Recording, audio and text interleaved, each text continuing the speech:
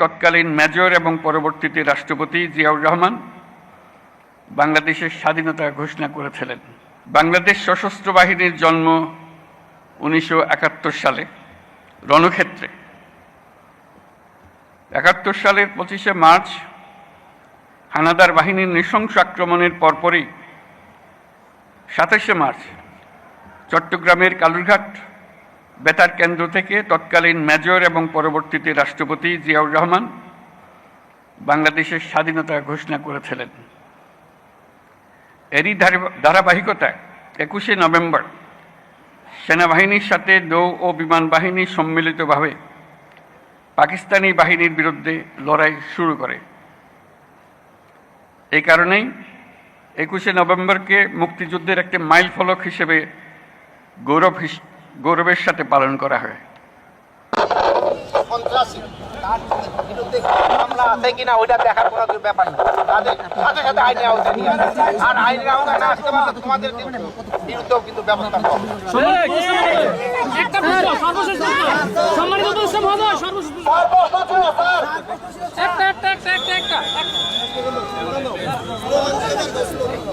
ভারতীয়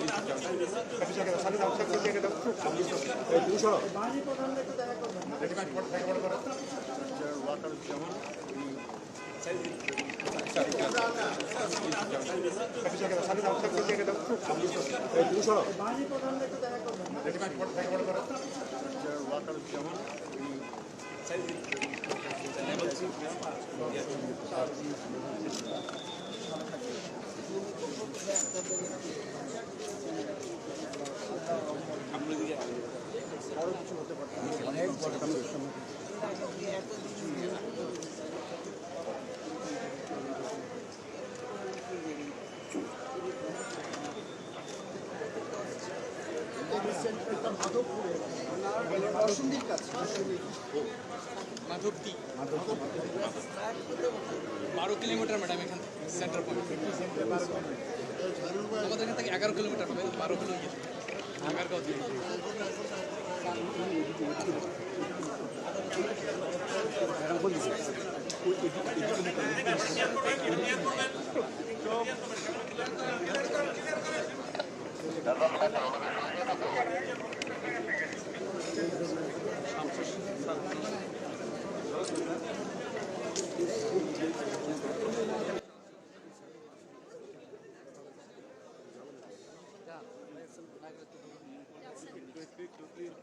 বলো জিজ্ঞেস করো তুমি জিজ্ঞেস করো হ্যাঁ ভাই অবশ্যই ভাই আপনাদের ম্যাডাম ছবি মুক্ত হয়ে যাচ্ছে না না ওইখানে যাবো না ছুটি ছুটি ছুটি কই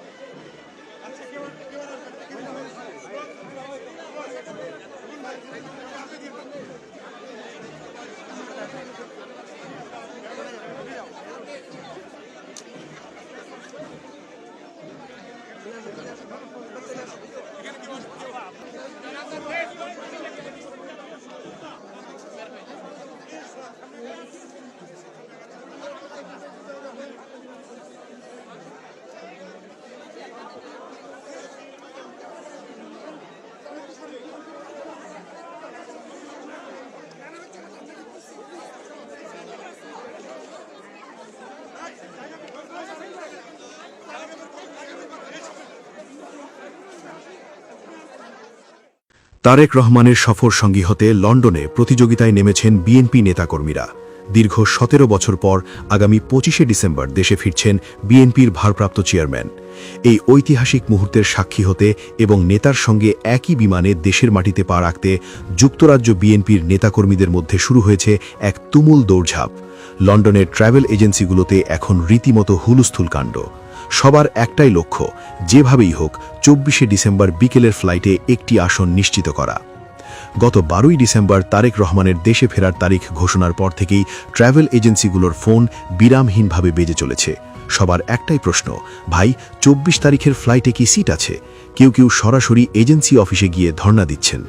এমন পরিস্থিতি তৈরি হয়েছে যে ট্রাভেল এজেন্টরা চাহিদা মেটাতে রীতিমতো হিমশিম খাচ্ছেন। যারা বাংলাদেশ বিমানের সরাসরি ফ্লাইটের টিকিট পাচ্ছেন না, তারা ট্রানজিট ফ্লাইট নিয়ে হলেও একই সময়ে ঢাকায় পৌঁছানোর চেষ্টা করছেন। আগামী ২৪শে ডিসেম্বর বিকেলে লন্ডন ছাড়বেন তারেক রহমান। পরদিন অর্থাৎ ২৫শে ডিসেম্বর সকালে তিনি বাংলাদেশের মাটিতে পা রাখবেন। দীর্ঘ ১.৫ যুগেরও বেশি সময় ধরে তিনি লন্ডনে নির্বাসিত জীবন কাটিয়েছেন। এই দীর্ঘ সময়ে সুখে দুঃখে তার ছায়ার মধ্যে পাশে ছিল যুক্তরাজ্য বিএনপি। এখন যখন প্রিয় নেতা দেশে ফিরে যাচ্ছেন, তখন একদিকে যেমন নেতাকর্মীদের মধ্যে আনন্দের বন্যা বইছে, অন্যদিকে তাকে বিদায় জানানোর বেদনায় ভারাক্রান্ত হয়ে উঠেছে লন্ডনের বাতাস। তবে আবেগের চেয়েও এখন বড় হয়ে দাঁড়িয়েছে নেতার সঙ্গী হওয়ার উত্তেজনা। তারেক রহমানের দেশে ফেরার খবর নিশ্চিত হওয়ার পর থেকেই অর্থাৎ গত ১২ই ডিসেম্বর রাত থেকে লন্ডনের বাঙালিপাড়ায় উৎসবের আমেজ বিরাজ করছে। খবরটি ছড়িয়ে পড়ার সঙ্গে সঙ্গেই যুক্তরাজ্য বিএনপির উদ্যোগে দোয়া মাহফিল ও মিষ্টি বিতরণ কর্মসূচি পালন করা হয়। তবে উৎসবের পাশাপাশি শুরু হয়েছে টিকিট কাটার ধুম। একাধিক ট্রাভেল এজেন্সির স্বত্বাধিকারী জানিয়েছেন, টিকিট নিয়ে এমন কাড়াকাড়ি তারা খুবই কম দেখেছেন। অধিকাংশ নেতাকর্মীর প্রথম পছন্দ বাংলাদেশ বিমান। তবে বিমানের টিকিট না পেয়ে অনেকেই এমিরেটস, কাতার এয়ারওয়েজ কিংবা সৌদি এয়ারলাইন্সের টিকিট কাটছেন। মূল কথা হলো ২৫শে ডিসেম্বর সকালে যে করেই হোক ঢাকা বিমানবন্দরে উপস্থিত থাকতে হবে। এই সফরসঙ্গী হওয়ার প্রতিযোগিতার পেছনে কাজ করছে ভিন্ন ভিন্ন মনস্তত্ত্ব ও আবেগ। যুক্তরাজ্য বিএনপির একজন দায়িত্বশীল নেতা জানান, এই দলে দুটি ভাগ রয়েছে। একটি ভাগে রয়েছেন সেসব ত্যাগী নেতাকর্মী যারা গত ১০ থেকে ১২ বছর ধরে তৎকালীন আওয়ামী লীগ সরকারের রোষানলে পড়ে দেশে ফিরতে পারেননি। তাদের বিরুদ্ধে ছিল অসংখ্য রাজনৈতিক মামলা ও হুলিয়া। তারেক রহমানের দেশে ফেরার ঘটনাকে তারা নিজেদের নিরাপদ প্রত্যাবর্তনের সুবর্ণ সুযোগ হিসেবে দেখছেন। তারা মনে করছেন, নেতার সঙ্গে দেশে ফিরলে একদিকে যেমন নিরাপত্তার বোধ কাজ করবে, অন্যদিকে দীর্ঘদিনের নির্বাসন জীবনেরও সম্মানজনক সমাপ্তি ঘটবে। অন্য ভাগে রয়েছেন রাজনৈতিক উচ্চাভিলাষী নেতাকর্মীরা। তারা মনে করছেন, এই ঐতিহাসিক যাত্রায় তারেক রহমানের সফরসঙ্গী হতে পারলে তা তাদের রাজনৈতিক কেরিয়ারে এক বিশাল মাইলেজ যোগ করবে। ভবিষ্যৎ রাজনীতিতে পদপদবি পাওয়া এবং এলাকায় নিজেদের প্রভাব বিস্তারের জন্য নেতার সঙ্গে একই ফ্রেমে বন্দী হওয়া বা একই বিমানে ভ্রমণ করাকে তারা বড় এক অর্জন হিসেবে গণ্য করছেন। তাই চড়া দামের টিকিট কাটতেও কার্পণ্য করছেন না। গত ১৭ বছর ধরে তারেক রহমান লন্ডনে থাকলেও তার মন পড়েছিল বাংলাদেশে। অবশেষে সেই অপেক্ষার প্রহর শেষ হচ্ছে। আগামী নির্বাচনে অংশ নিতে এবং দলকে নেতৃত্ব দিতে তিনি ফিরে আসছেন। যুক্তরাজ্য বিএনপির নেতাকর্মীরা বলছেন, তারেক রহমানের এই প্রত্যাবর্তন বাংলাদেশের রাজনীতিতে এক নতুন অধ্যায়ের সূচনা। আগামী ২৫শে ডিসেম্বর ঢাকার হযরত শাহজালাল আন্তর্জাতিক বিমানবন্দর সাক্ষী হতে যাচ্ছে এক নজিরবিহীন জনসমাগমের।